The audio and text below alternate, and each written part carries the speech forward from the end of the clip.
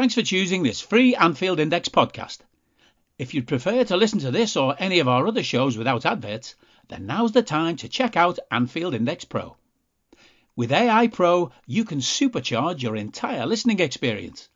You'll not only get all of our podcasts without the ads, but you'll have them far faster with our quick publish feature available exclusively for subscribers. AI Pro also puts you in the heart of our sound studio, with an option to listen to many of our shows live and interact with the podcasters in real time as the shows are recording. Upgrading couldn't be easier. AI Pro is available on all popular podcast platforms, and we have our own apps for Apple and Android. Just head on over to AnfieldIndexPro.com and get started today. Hello and welcome to the Anfield Index Podcast. It's episode, listen Marie, what episode is it? It is 317. 327. It's close. There we go. Not bad. Yeah, okay, just a 10 out. It is episode 327. Beautifully done. And I'm podcasting to you from my field here in beautiful rural Ireland, still being, as I always am, Trev Downey. I'm joined today by Marie Hanahan, by Kam Brainch, and by Brundish. So we have a bit of a bumper crew of AI heads for you for this show, as is fitting, I think, given the occasion that it's in it. Now, an awful lot of people have talked about how this era, especially kind of old codgers like myself, I've talked about how this era is just about as fun as any time that they remember. And we have to kind of trace our history back to when it all started really in earnest for this club. And I've been guilty of comparing our current manager to this man that I'm going to play some clips from, Bill Shankly, of course, in case you're still wondering. And I think there's a very, very valid comparison. The two men are wildly different in many ways and massively similar in other ways. There's a charisma level that both have that marks them out as very different to the average human. And marks them out as very different to the average human. And they're both responsible for changing the culture at a club and bringing it to winning ways. And if Jurgen can get a few more pots in the press, I don't think there'll be anyone who will quibble with the comparison. However, to recall some days of yore and the origins of this great, great time that we're having now, let's take it back to Bill Shankly and a little kind of montage of some of his more memorable moments. It's about 2 minutes, so just sit back and enjoy this.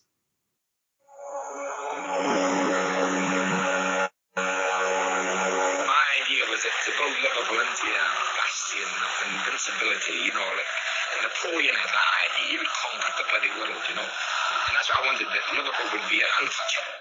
The ground wasn't good enough for Liverpool. The team wasn't good enough for the public in Liverpool. There was nothing good enough for the public in Liverpool. Nothing at all. There was only detention. I've got the ways and means of motivating people. There was only one aim, and that was to bring the European Cup. And all the cups to Liverpool. All the cups to Liverpool. That's the whole answer. There's no cup that makes it. The place doesn't look too good. And if you're a member of the club, you feel as if you're a member of a big society. Where you've got thousands of friends all around about you. And they're united and loyal. I think that psychology is a form of exaggeration. And exaggeration is a form of psychology. Like my idea is Anfield, and it's in red, and it's painted, and it's a form of intimidation. They're all complaining about their Anfield and the bad decisions. He didn't put the bloody ball in there, did he? I think that the team in the mid-60s, I think they were the best team that's been in this country. I don't think so. I'm set with it. They weren't kneeling down to me because I was God or anything. They were pleased that they had won something. They were proud. The president of Liverpool is now was made by these boys. My life was spent there, fighting to get them somewhere. To decide to leave the club, possibly it was like going to the electric chair. I've drummed it into our players, time and again, that they are privileged to play for you. And if you didn't believe me, They believe me now.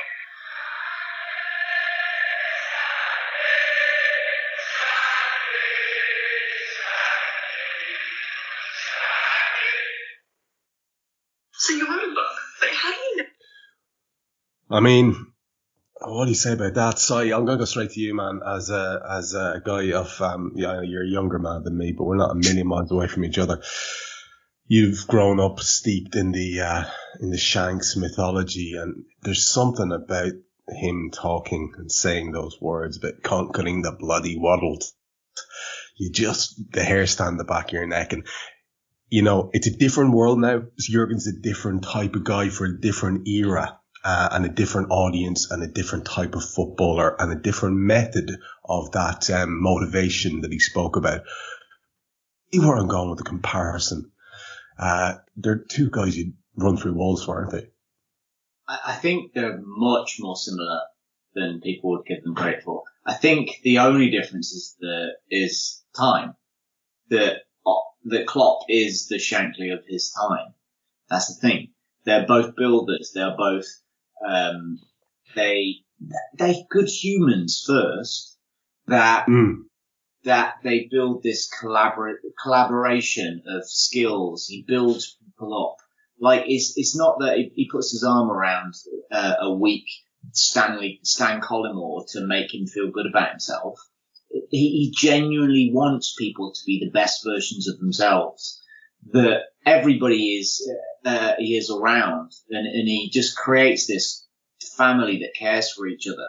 That absolutely wants the best for one another, and everybody around, all people involved, just good humans, and collaboratively, collectively, that creates this force that sets Liverpool apart, which was started by Shankly, and it just innately is what's deep down in Jurgen Klopp. He comes from, coal miners' stock in deepest Black Forest. And there's just something different about it. Like, there's no airs and graces about him. He doesn't care about having a Porsche. He doesn't care about being rich. He cares about people having the best and him doing the best job, and he has some kind of, his legacy to him is people thinking that he is a good dude, and that he did the very best for the club and for the fans, and he is, and he just happens to be a genius at football at the same time. You work with people, motivating them would be a part of your work to try to get into the mindset of somebody. I know it's a huge part of my day to day.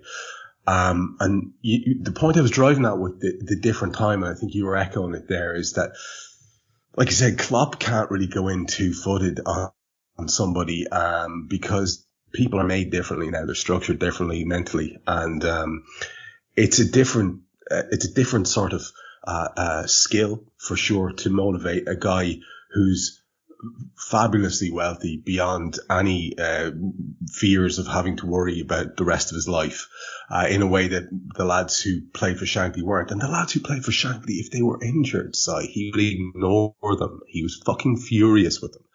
But that in itself motivated them, because different times, we're not talking about whether it was good or bad.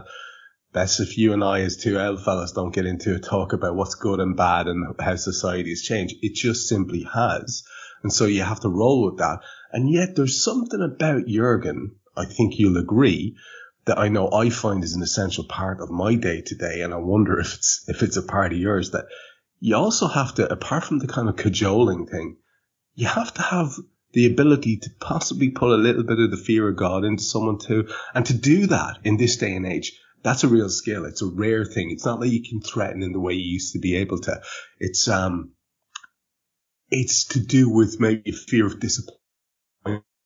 That's exactly. I think of fear of disappointing the character. Yeah. That is exactly what it is. He is such a great character. You want him to be your dad and your best friend. You want his approval, and the fear of not having his approval or letting him down. And he also adds a layer of this, that there's such a level of trust and respect amongst the team that you might let one of your teammates down. That's the motivation. Instead of fear of what would have been in the 60s and 70s, fear of not getting paid, fear of losing your job. So you're not going to get paid, not going to pay for your house or your beer even at the weekend. Like, footballers can't be motivated by the stick at all anymore.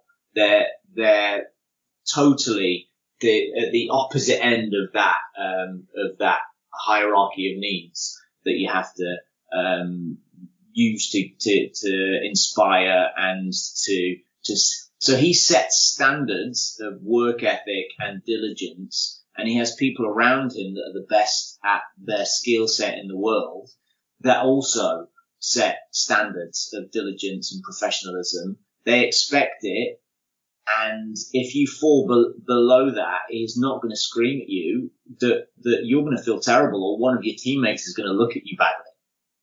And that's the thing that sustains the levels. And Lisa Marie, as you joined the fandom of Liverpool, you joined it with Jurgen Klopp and everything that entails. And we saw him, was it just last night? I'm losing track of when these things occur. But I think it was just last night as he was presented with the ALMA Awards, much to the fume of all the small brains on the various social medias. But of course, in classic style, Jurgen said something along the lines of, to win an award like this, basically, he said, you're either a genius or you're surrounded by the best people.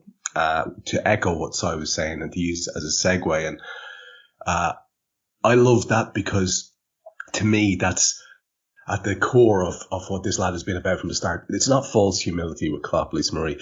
You get the impression it's genuine. Of course, like everybody else, he has a massive desire to win, which means you have to have a certain level of ego for attainment you want to attain.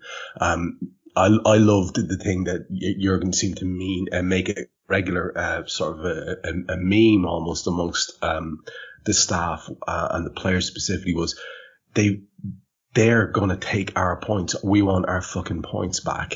And they're not having our fucking points. And there's a level of anger there. And again, I suppose that takes a level of entitlement too. But you never get the feeling that comes from a place of arrogance with this guy. And I imagine that was a very big part of you saying, I can fully imprint on this club because I can get behind what this guy stands for. Yeah, Trev, you nailed it on the head. I mean, I think looking back, I really do think Klopp and the culture he was creating, and has now, embedded in this team was very much what attracted me, to starting to follow the club and just sort of continue to pull me in, week after week, year after year to just get in deeper and deeper, to the level that I'm at now. So yes, you're absolutely right. I am like full Klopp era. It's just coincidence. It's all it is. It's just this beautiful, happy coincidence that, that's all I really know.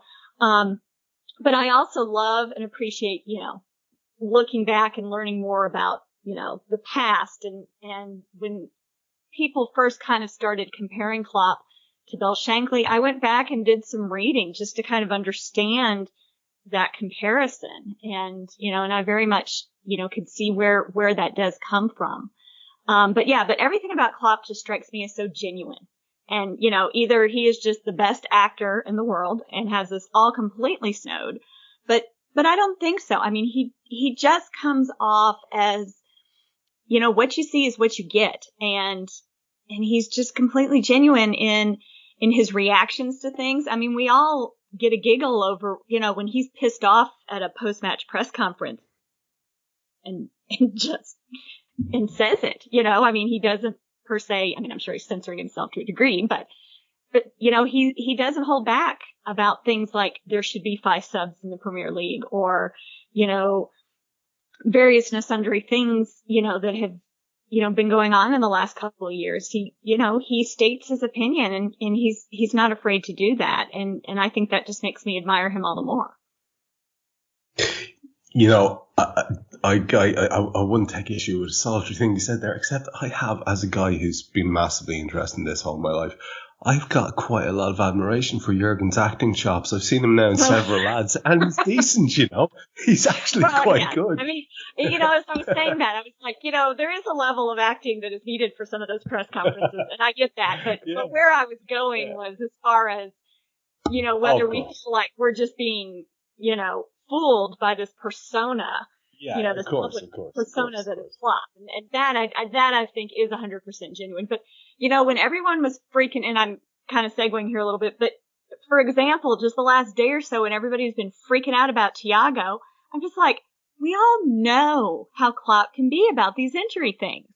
I'm not freaking out. I'm just, you know, because he's gonna play that close to his chest and not, you know, come right out and say it because it's to our advantage a little bit. And we don't even, you know that Thiago's going to be 100% yet. But to me, it was just, let's just take a step back and wait. I admire your patience. My hair's on fire. And I don't even have hair, so my skull is on fire. I was going to let that pass. But I figured. Yeah, thanks. So you see. I know you obviously would because you're a decent person. Brainch, however, was straight in, as we could see. His man flu makes him think that he is a little bit of leeway here. But I don't want to skip past because I have incurred your wrath before when I failed to allow you to do something that you prepared. So I'm just wondering. That was at the end. But. I know.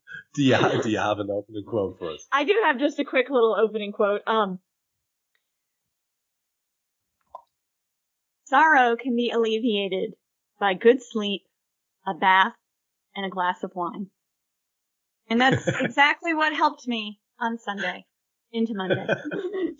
And that was Excellent. Thomas Aquinas, by the way. Thomas Aquinas helps you get over losing the league. Play to him. You can't beat the old Catholic philosophers for a bit of that. Good advice, good wholesome advice. Well, what was funny was I saw the quote, and then when I saw who they had attributed it to, I just thought it was even funnier. So anyway, it's brilliant. It works on several levels now. Once it wasn't communion wine you were drinking, then we're all good. So I've got to ask you, Brainch, are you going to be able to get through this show? Okay, we've been informed you have man flu. Yeah, I've been on mute for a while now, and I've just been coughing away. So I will endeavour to do my best. You know what I mean? I will battle on. You know. You are a true hero. You are a true hero. But can we Your put it in perspective? Your strength and dedication is so inspiring, Kam. Oh, it's beautiful. But let's put it in perspective for people before we get too fawning about Kam's tremendous fortitude. The reason we're doing the show this evening and tonight is because Kam has travel plans because the fucker's going to Paris. So how is that looking, man? Give us a brief summary of what the next couple of days and your planes and trains and automobiles situation looks like. Right. As I explained last week, Aman from Mr. Singh's Pizzas very kindly went out and hired a people carrier so I could jump in with him and the other three lads. So the idea is we're leaving Aman's place tomorrow afternoon at 3:00. We'll be driving down to Folkestone or Felixstowe. I think it's Folkestone, wherever the Le Shuttle goes from, which is then just a 30-40 minute hop over to Calais. So that is booked for 12:30 on Friday. The idea is just to go down tomorrow night so we don't have to stress on Friday morning. Just stop over in a hotel tomorrow night, chill, relax, just have a bit of a laugh and a giggle. Same train, Kam? Same time? Same train, 12:30. Oh, from Folkestone, Calais? Folkestone. Yeah. Oh, brilliant. We'll see you down there then. I'll come looking for you. Yeah. So, that's superb. That's great news. So, the idea is then we just go over, I think it's only about 30-40 minute journey through the tunnel. And then it's about a 3-hour drive from Calais to Paris. Once in Paris, the podfather himself has booked Prague Revolution tomorrow, Friday evening, where a lot of the AI people are looking to get together, have a bite to eat, maybe have a few drinks, whoever wants to have a few drinks, and just start painting the town red, as they say. So we can hear from Sai. I didn't realize Sai was going. That's that has added to my envy massively as the show progresses. I'm not sure I'm going to get through it now, but so two of you guys are going. We know Gags is going. You're talking about some of the AI people. Who else are some of the names that people might recognize for being on shows or show adjacent who may be there? Steve Pizzas are going to be out there. Fantastic. Okay. Yeah, Harundabaj is obviously going to be out there. Excellent. Unfortunately, Eddie and Greg are not going to make it this time. I think a load of the listeners are going to be out there. There's quite a lot of chat going on in Discord, I believe. That quite a few. What about is Adam making it over from Madrid, or? I'm not sure. I haven't seen him mentioned anywhere. Gags has just done another WhatsApp group I've been added to. I think I'm a member of about 50 WhatsApp groups. And there's people in here, but I don't know who they are. So it's just got phone numbers. There's 12 people in there so far, but okay. I don't know who's who in there. It doesn't bother even adding me to these things because I know I just archive them straight away. Too mean.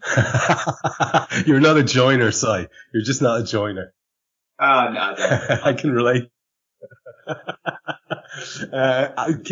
Kam, can I just to wrap this up, because I presume, and I'll start in a minute with Si on this very question, sure. As we go through the second little round of things here. But I assume then once you come out of that restaurant, the hunt is on. Yes, it's about like whatever shot in the dark you have getting a ticket. That's when that happens, or have you at this stage just sort of made up your mind that it's going to be whatever? I'll jump in with the crowd wherever we're watching it on whatever screen, or like are you even a bit hopeful, or what way are you feeling about that?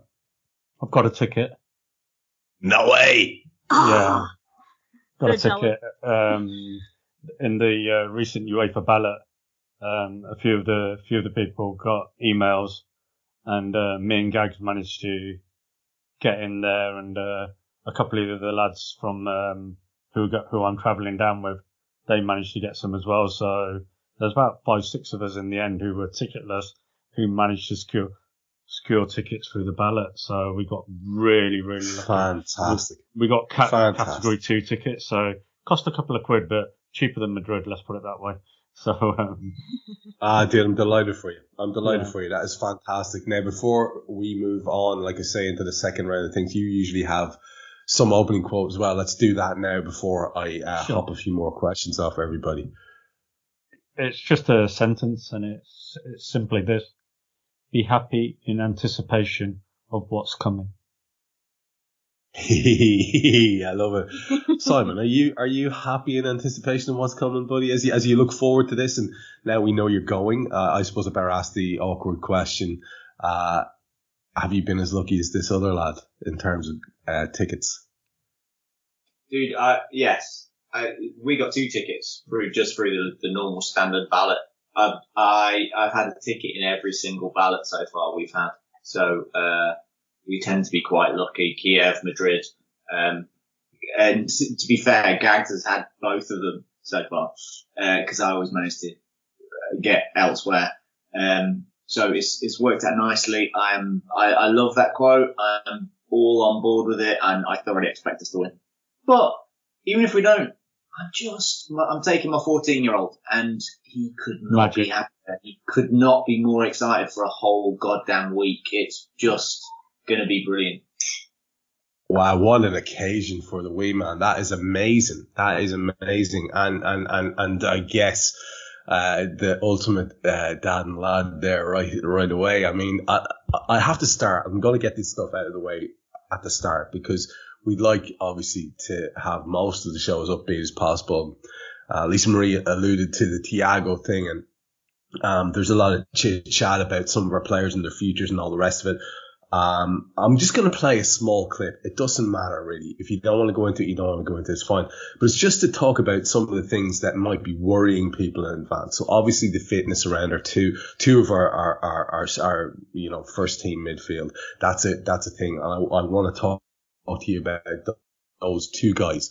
But even long term, and like you said, in a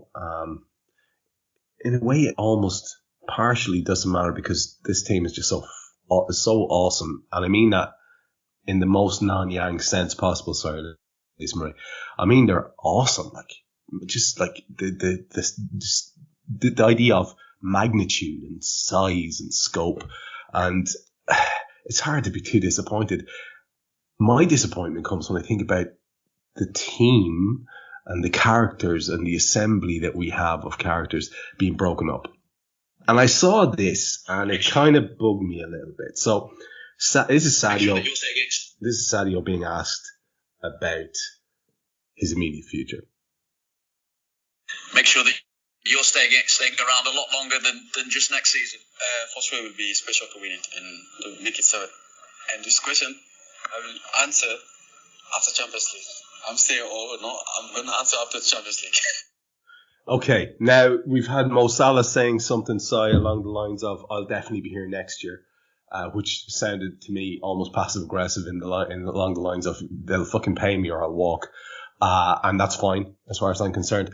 I just get the fear when I hear these things. Talk to me about those two topics, if you wouldn't mind. First of all, the fitness and your hopes around the fitness of the two lads in central midfield. And then secondly, about how you feel about the idea of this team breaking up. I know we should be open to evolution, but I can't tell you how much I admire those two men in particular, Sadio and Mo. So I don't even entertain the concept of them going. So on those two topics, where do you stand, my friend? I am crossing all my fingers and all my toes that Thiago is fit. Thiago is a game changer. He is. It's possible we can win without him. It just exponentially increases our chances of a wonderful game of football if he's playing. I just love watching him. Just watching him live. The Champions League final against Real Madrid for Liverpool. Fucking hell. This is what you dream about as a kid. Like, I just saw the 81 when we played Real Madrid in Paris last and won 1-0. And there is Souness, Dalglish, Hansen stood next to each other with the European Cup. Yeah, and like the jock picture. Absolute legends. And we, like, the world's greatest in their positions at that time. And we have those all over the pitch now. But, like, Thiago is 100% our best midfielder and the best version of that kind of midfielder I've ever seen in my life. But he's definitely best in the world. And having that on your team is going to help. Fab, I'm thoroughly of the belief that he's going to start and he'll be fine. Who also is the best version of that in the world right now, against the other best version of that, which is going to make the game interesting. And I hate the ephemera around transfers, around contracts, because nobody knows the truth. And it's just that, and it's just people earning money off the back of gossip. I've no interest in it at all. People's interpretation of Mane and Mo couldn't be more different, and it's a remarkable thing. Mo says nothing but, I want to stay. Mane is leaking all the time that he's going to Real Madrid so he can drive up his contract price. And people all over Mo is greedy, blah, blah, blah, and Mane is a god, and the most of humble of all sorts. And this doesn't say anything about either of those characters, only people's perception of them. They're neither of them are doing anything. They're just playing football. And at some point, they're going to leave. It will make me really, really, really, really, really, really sad. But our team is already evolving, and it's evolving all the time, with right beneath our eyes, without us realizing it's happening. And if you look at the difference between the 77, 79, 81, 82, 83, 84, 85 teams, huge evolution amongst those players. Dude, look at the difference. Look at the difference between more of our vintage, the 85-86 double winning team. 86-87 was one of those years where we won nothing, and then the year after that team got like a completely new strike force. A couple of different midfielders knocking about in there as well, and it's just a sea change. It was a total overhaul. And we spoke the last day, didn't we? About I think it was the last one you were on. I think it had come in the wake of the Kloppo news about the extension, and just to wheel it back round to Bill Shankly, like, do we get to see evolution? We get to see this team evolve under him now because he's going to be here for long enough to do that, and that's exciting. Even if, as you say and I say, it'll kind of break our hearts to see old favourites going or moving on when they're still good and could do lots of work for us. You have to have faith that it will evolve, because if we really truly believe what we believe about this guy, it will. About this guy, but also about this club. I have full faith in our procurement team. That it's just the hit record of them is unbelievable. The development of the players is just remarkable, and Klopp knits it together perfectly. Klopp, I find people they talk about football managers and they have this very traditional view of them. So the transfers are him, whoever's coming into him. And it's down to him, and he gets credit for it. And largely, the players that, if you actually look deep down at the details of what's going on, he's wanted very different players from the stars that we have. And the beauty of him is that he is humble enough to accept the information and rethink and reconsider his original view and get the better player. So, like tying it all together, I think the whole club, top to bottom, is brilliantly run, and I have full faith that the culture within the club, the purchasing, the scouting, and the development once they're there is going to rock for as long as Klopp's around, and hopefully beyond. But let's not think about that for now. I'm going to bore down in a few minutes with all of you into the specific game that's ahead of us and your feelings around it, your concerns and your hopes and your areas of confidence. But before we do that, this is probably one of the strengths of this show, Lisa Marie, is that we do have a variety of different sort of voices, and you and I won't be at the game. I'll be watching from where I always watch with my laptop on my knees or beside me, where it always is, making freaking notes as I always do. I haven't seen a Liverpool game because of the 2 years before the world shut down with the Great Pox. I was unable to get over for a lot of family stuff reasons, and then there was 2 years, and since then we're talking about 4 years since I've gotten to a game. A guy who used to go to games all the time, but in those 4 years, guess what happened? Raw happened, and every single game I have sat with my computer taking notes, because I think I've done Raw on every Liverpool game bar maybe 4 or 5 over those 5 years, 4.5, 5 years. So I know what I'm going to be doing. But we've spoken, you and I, on the show with Kam and Carl on a few different occasions, and obviously it's a very different situation for you, because obviously the time difference makes everything a bit weird. And then not only that, you're trying to run a life. Midweek games are particularly tricky. This being a Saturday, does it free you up a little bit? Are you going to get to just sit and dedicate the time to the game exclusively? Are you going to be double jobbing, or what way does it look for you? This is my quiet weekend. I mean, other than the Champions League final, in between 2 busy weekends. So, okay. Yay. And as I've referenced here before, the last 2 Champions League finals fell during my daughter's dance recital, so I didn't get to watch those either. So I'm very excited about the fact that it's a Saturday where I don't have anything going on other than the Champions League final.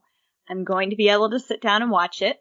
My husband and I had talked about maybe going to the restaurant in Nashville that is where the official supporters group. Yeah.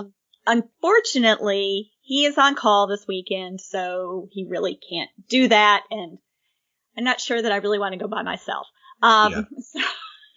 So we'll probably just be at home. I'm watching it at home, but still, I mean, I'm looking forward to it. The thing will be, whether I come and shut myself in my office where I can pace and make comments at the TV at will. This is it. I this is what I wanted to get down to the bottom of, because as we converse quite often over and back during games, even if they are comparatively brief, little messages over and back, part of the lore at this point is that when the game gets stressful, you are pacing.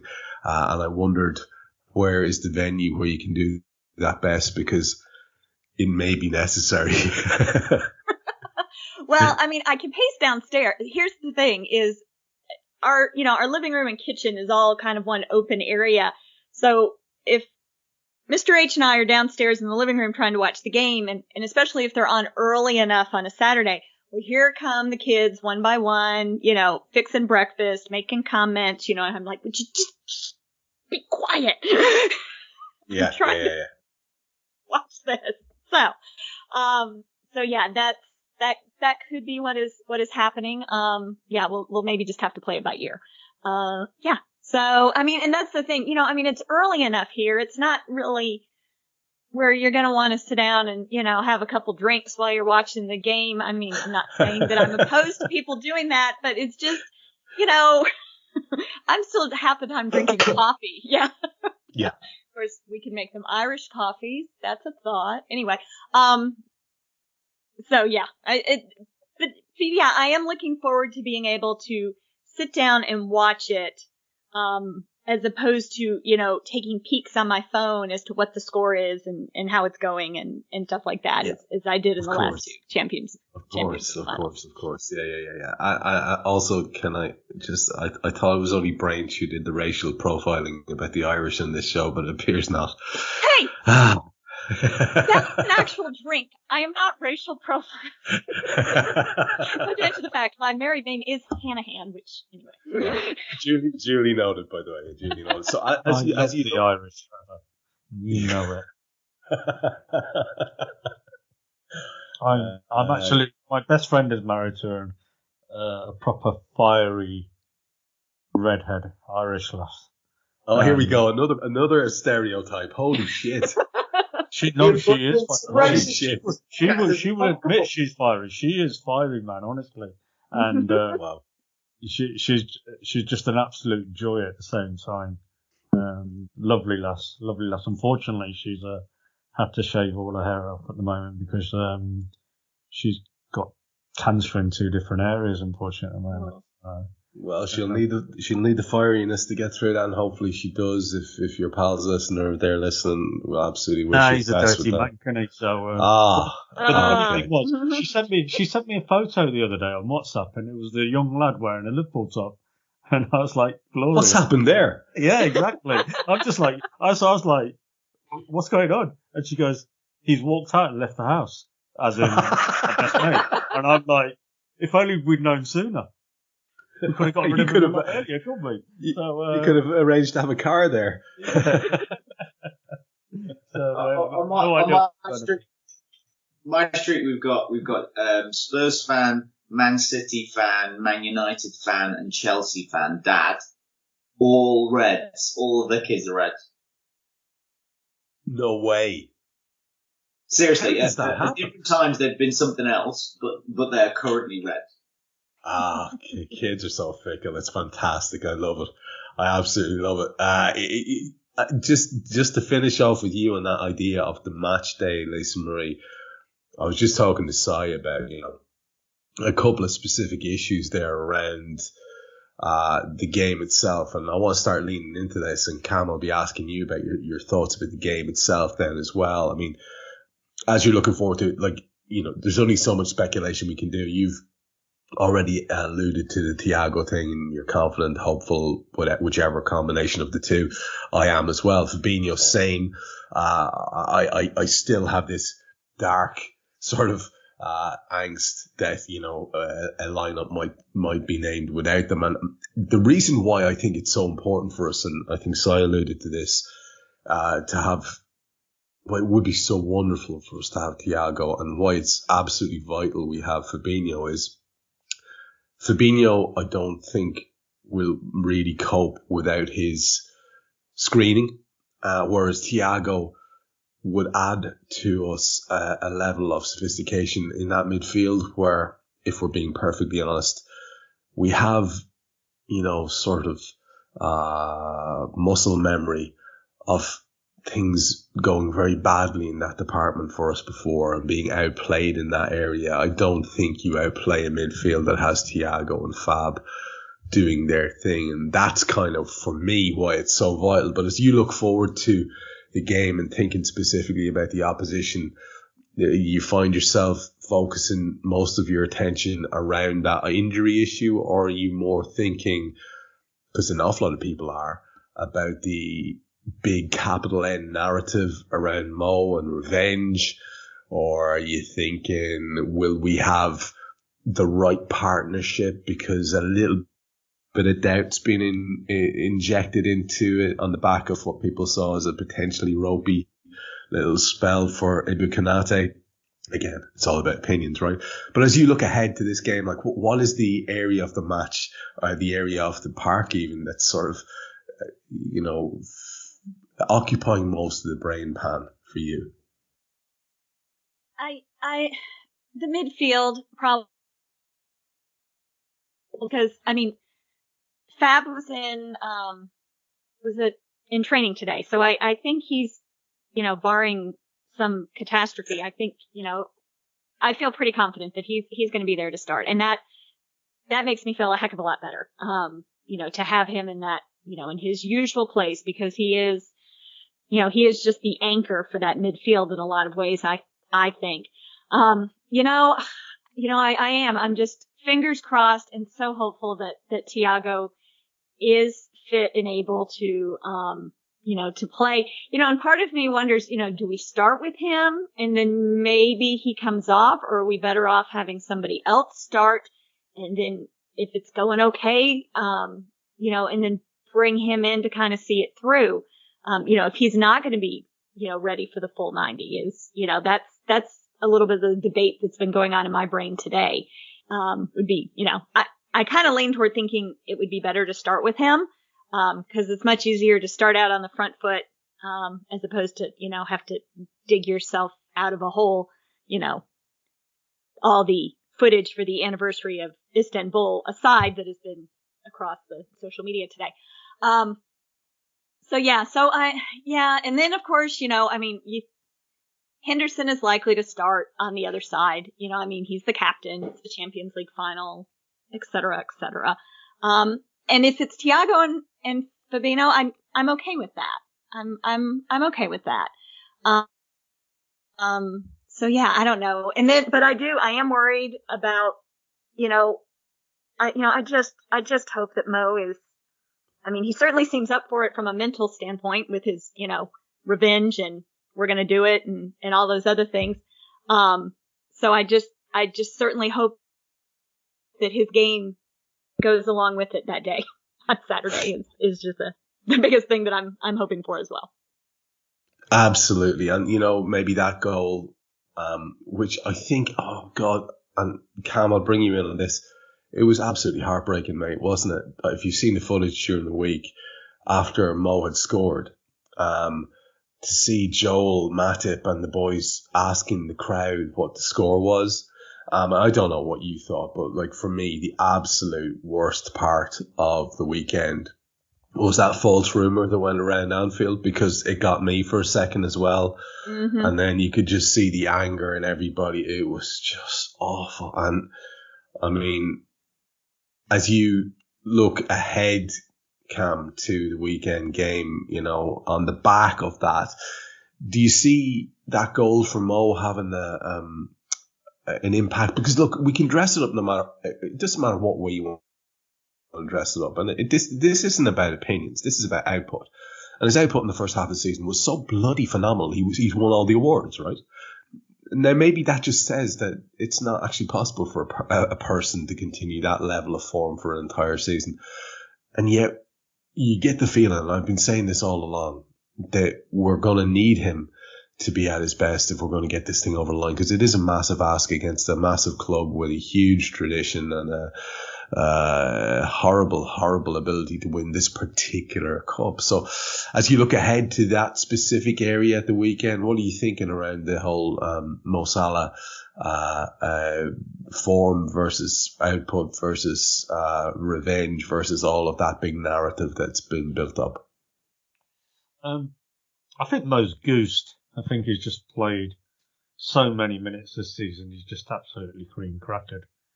But ultimately, he's got one last hurrah in him for the season. He's really, I think he's totally focused on this game as much as he'll ever been for any game in his life. He seriously wants revenge. It is totally about revenge for Mo. But he's got to control it as well. The goal he scored on Saturday it was one of those sort of goals like you say, well, I don't care if it comes off his backside and goes in. It was that type of goal, wasn't it? It was just a really scrappy, messy goal. And we knew in the Cup that we were obviously, not winning the title at that point. That rumour started in the main grandstand, in the lower tier.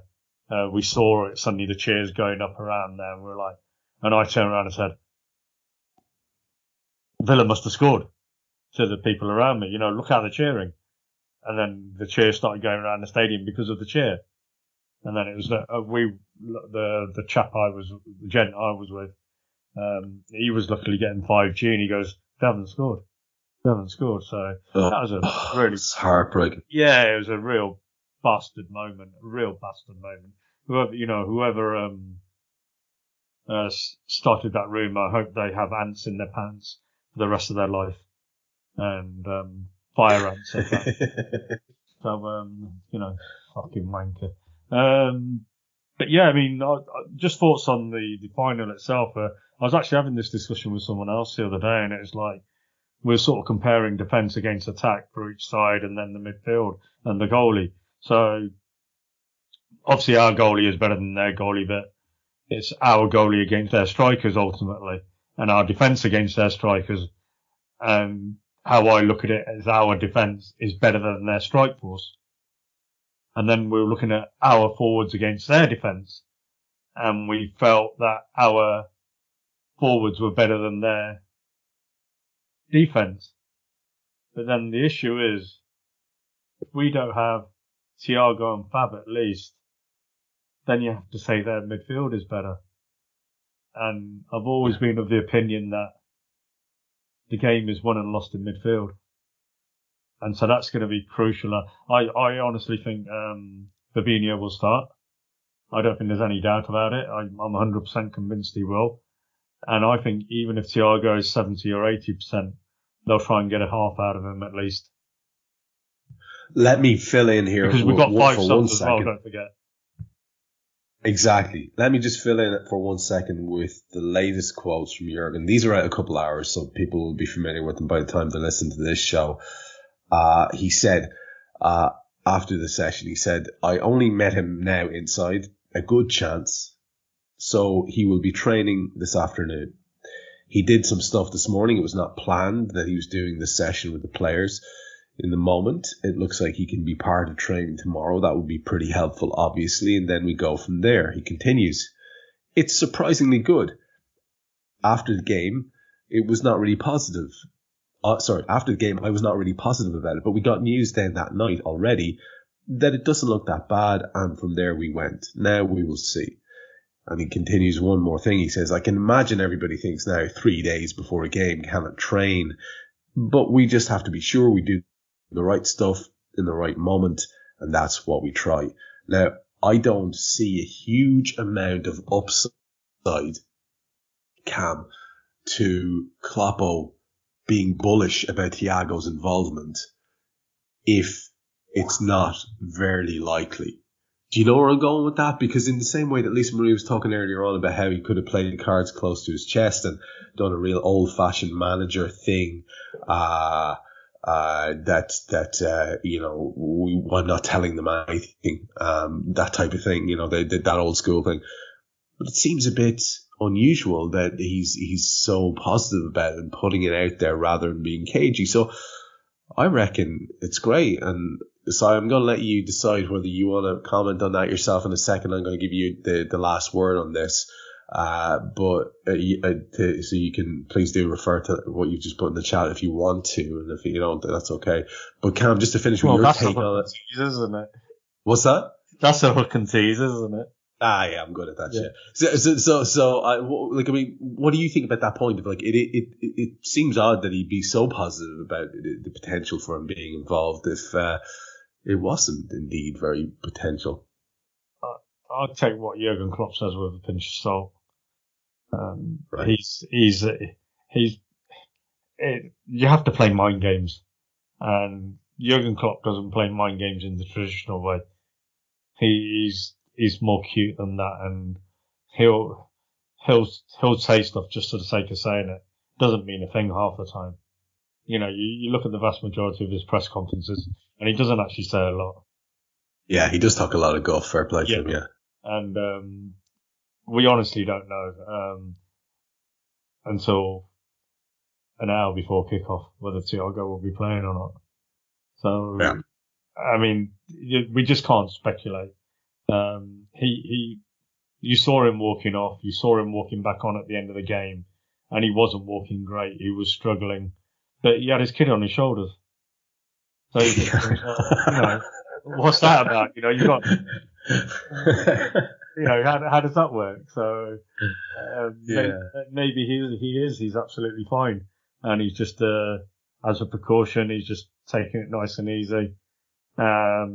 He doesn't really need to do an awful lot of training. He's another player who's played an awful lot of minutes this season, a lot more than he possibly has in the past. So I will be able to answer that one. And he's in the red zone for want of a better phrase. Sorry. And it was to be expected. I sincerely believe that, like I say, as I said earlier, even if he's 70%, he'll start. Yeah. You have to start him, Yeah, I agree, and if there's a chance at all, again, like Lisa Marie was saying earlier on, you want to go hard at the start, and so just give us your take on it, just again from your own just professional standpoint, just looking at it, what you thought, because it's always fascinating to watch you guys when somebody gets injured and to watch the conversations over and back between you guys. I always do it. I'll be perfectly honest. Looking between the closed fingers of my hands because I'm sort of wary and I don't want to hear the truth. As you assess or as you keep an eye on what's your gut feeling on it, man? Like, what do you think is going to happen around that? And again, we can say, Kam can say it, Lisa Marie can say it, I can say it, things like, well, you got to take a chance on the guy if he's only X% fit. You may have a completely different take on that as a person who's involved in sport and fitness and conditioning professionally. Talk to us around the whole thing from your perspective. Right, there's about 5 points there. I think he's going to start. Secondly, with the whole Klopp talking it up is weird. It's unusual for Klopp, but if you think of it, it's one game, right? So he's never going to play him, telling Real Madrid he's going to play him means Real Madrid have to plan for him. So it's a smart move either way. But I do think he's going to play. The whole percentage of fitness thing, it's cartoonish. It's a myth. What does it mean? So the only thing, he's not going to have dropped any kind of, what you would consider traditionally fitness, like aerobic capacity or any ability to recover in not training for 5 days. It will be the tiniest bit, if anything, and it's not going to, stop him from being able to, run around for 120 minutes on Saturday in the Champions League final. The thing you have to weigh up is the likelihood of re-injuring it or it inhibiting his ability to run around. So if he's in pain, as he puts his foot on the floor, his Achilles is sore, the brain will subliminally make him compensate elsewhere, and he'll load his hip in the other side, and then he can pull a hamstring or a hip flexor.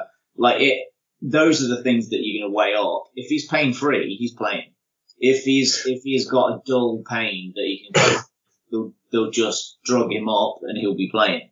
And he won't be playing in any physically diminished capacity. That 70% thing, that 80%, it doesn't mean anything.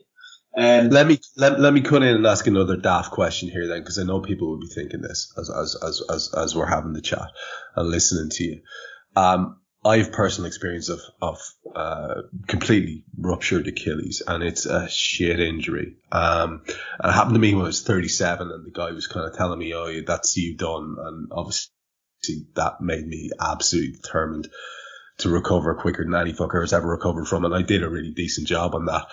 And I understand a little bit about what it means and the compensations that go on. And God, do I understand what happens when you've a serious injury like that in terms of muscle wastage and all the rest of it. But we're talking here about an Achilles injury that is not on that scale at all. But the pain is a real thing around Achilles injuries. And again, I'm speaking personally here. I know what that's like, because even when mine was knitting back together, because I didn't get the operation, it was just left to knit back together. There's incredible pain involved there as your body readjusts. Is there something that can be done there? Si, like I'm asking you this, and it sounds like I'm trying to lead you into a bit of a dark area. I'm really not. But are there things that can be done to mitigate that pain that are not dangerous? So he'll have some kind of acupuncture probably this week. They'll go through some, it depends which club you're at. I'm not entirely sure if Liverpool do. Some athletes have like a thing called cupping, which can null, dull receptors, pain receptors, also aids like blood flow, which can help with recovery. It's just going to be taking ibuprofen to the maximum levels that you can legally get away with doing. So in a way that you're not, he's going to be having stuff that doesn't make you drowsy, but that dulls the pain, but not enough so that you're totally uninhibited, and he pushes himself past the level that it increases his risk of injury. I don't think they're worried about him ripping his Achilles. That's really not how it happens. It doesn't gradually build up over time. There'll be a tear in it, or there isn't a tear in it. And I think it's actually on the insertion rather than the actual Achilles itself. So like calf, around the lower edge of the calf. So it's more of a calf injury, but just in the area of Achilles. Right. Okay. Well, I mean, I'm sort of buoyed up a little bit by that. And, I mean, I'm listening to what you're saying around pain relief.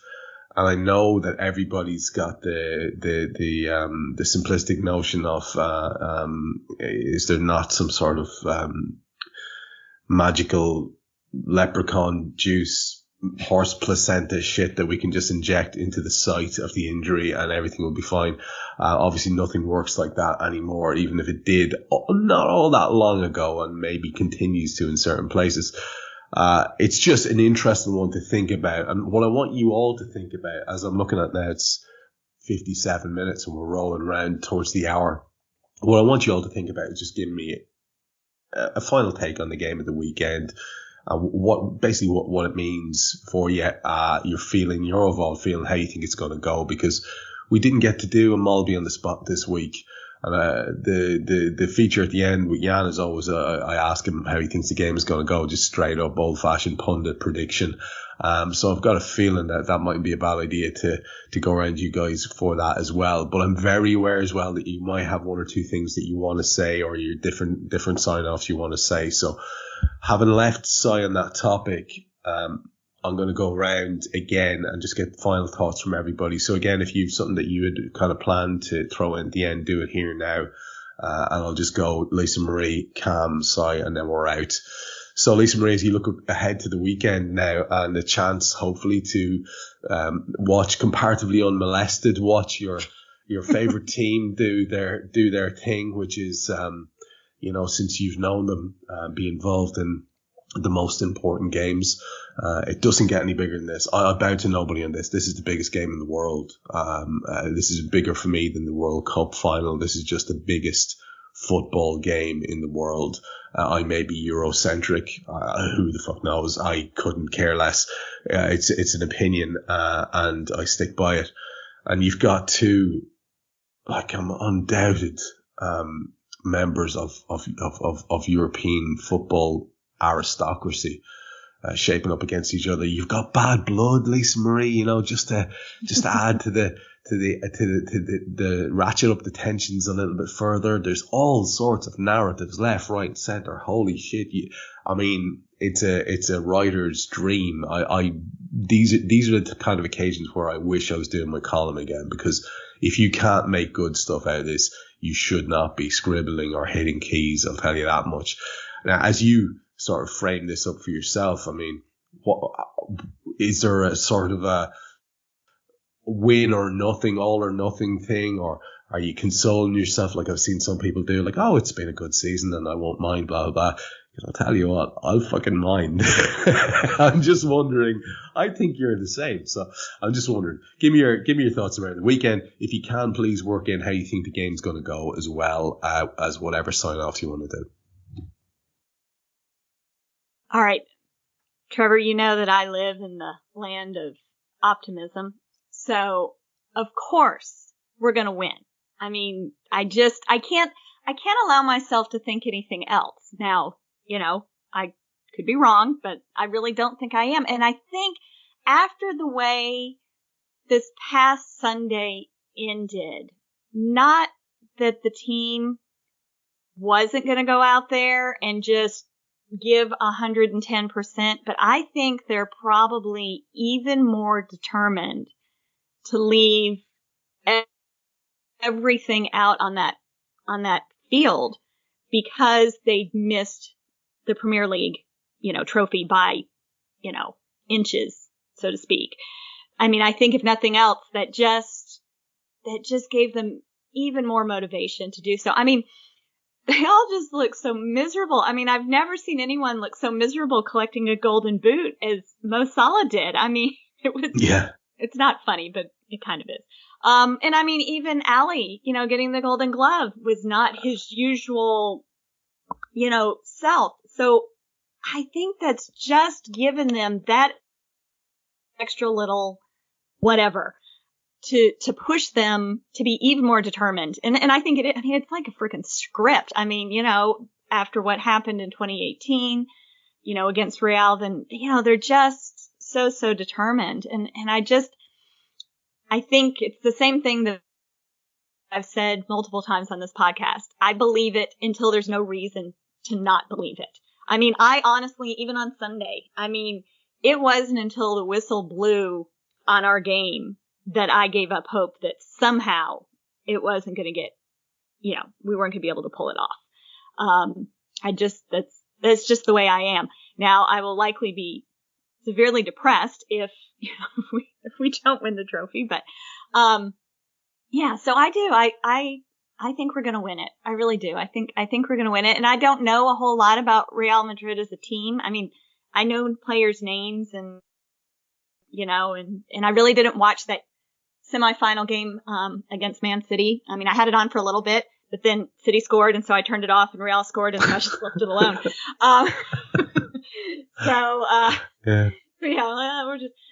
I really don't know, a whole lot about them per se as a team, other than, they're just a long time big name in the game. And, and I recognize that and I understand that. But, just the narratives are there left, right, and center for just a wonderful match. And that's, that's what I want it to be more than anything. I want it to be a good game. I guess if it can be like the 2019 final where it wasn't a great game, but we won. Okay, I'll take that. But,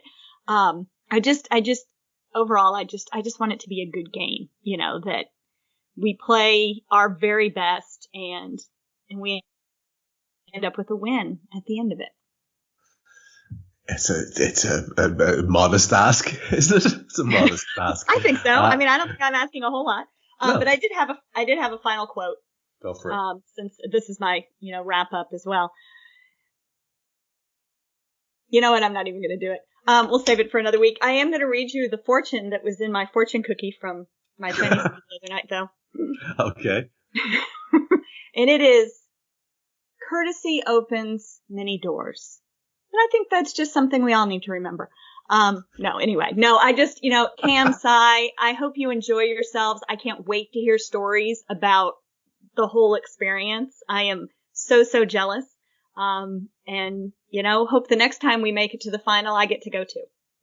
Yeah, let's make a point of it, at least, Marie. If there is another one, these fuckers can do Raw and stay at home, and we're going. And you and I can go. I think that makes perfect sense. There you go. Let's go to you, Kam. Obviously, you're going to be there, do this. There's an extra weight on it. Sai's going to be talking to us about going with his kid, and the occasion there is going to be the thing. But you're with a bunch of lads who you go to a lot of games with, and does what's happened this season frame it up for you in any way that makes you in any way less desirous of the win? Do you see it as a jolly up, or are you kind of like myself and at least Marie was saying there, it's like it's pretty much all or nothing? I mean, it will be devastating, obviously, to have made the efforts you'll have made to get there if it doesn't work out. But I mean, are you pragmatic looking ahead to it, or are you just all in here, brother?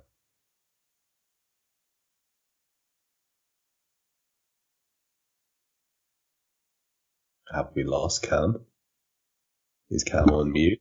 Yeah, sorry, I was on mute. Kam's on mute. Yeah, so I've been coughing away. I do apologise. I'm all in, Trev. You have to be. It's a Champions League final. If you're not all in on a Champions League final, then give up watching football, lad.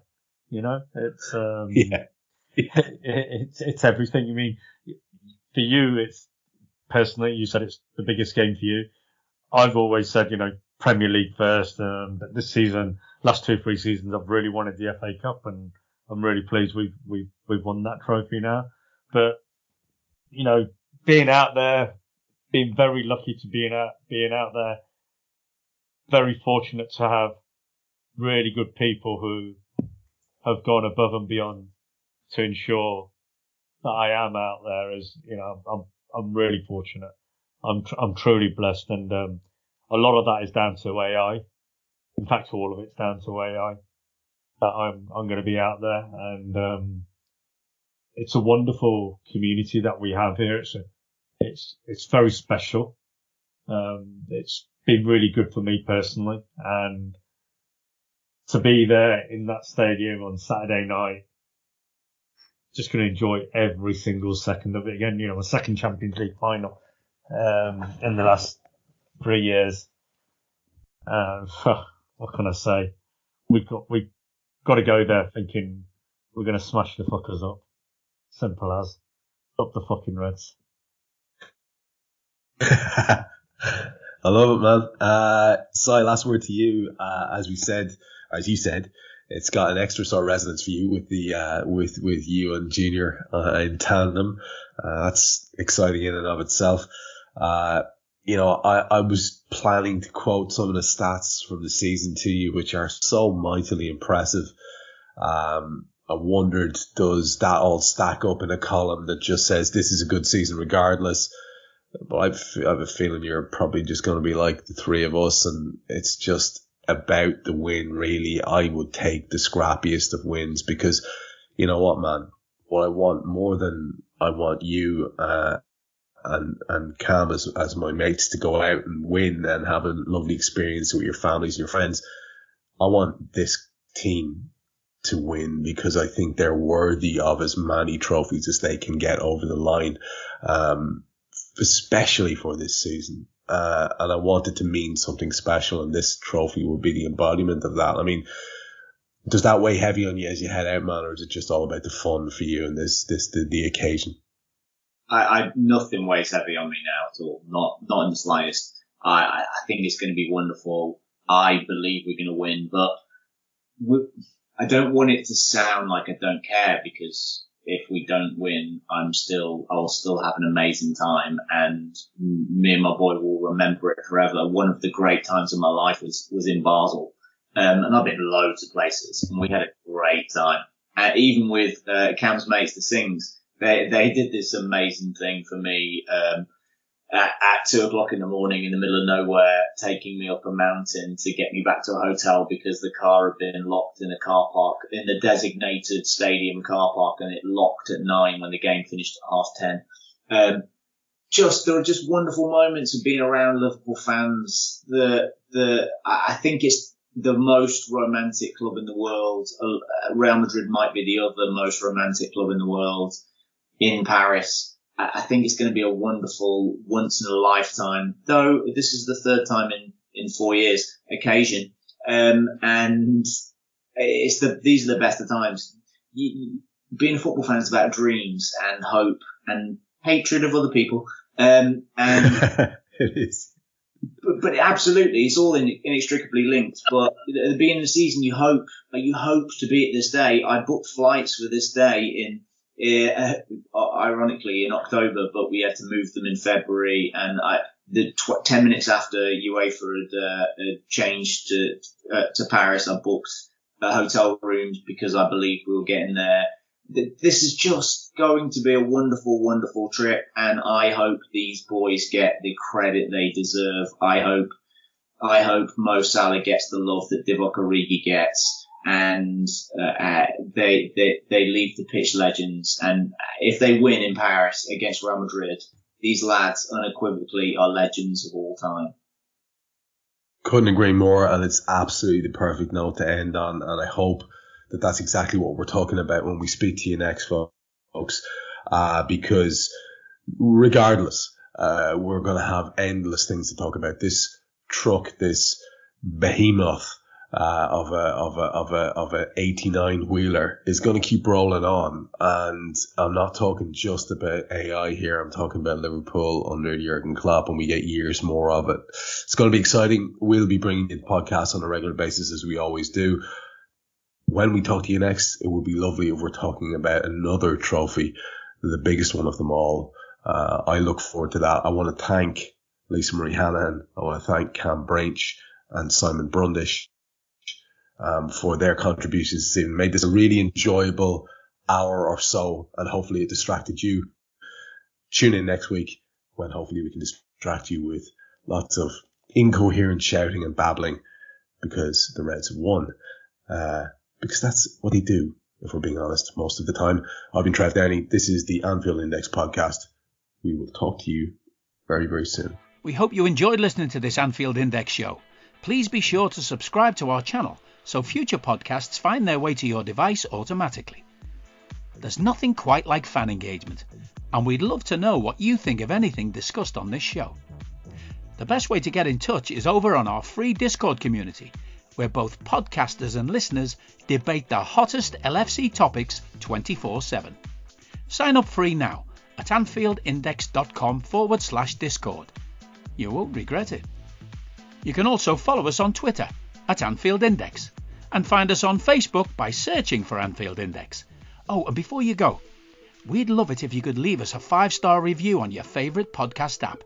It only takes a couple of seconds, and it means the world to the people who create these free shows.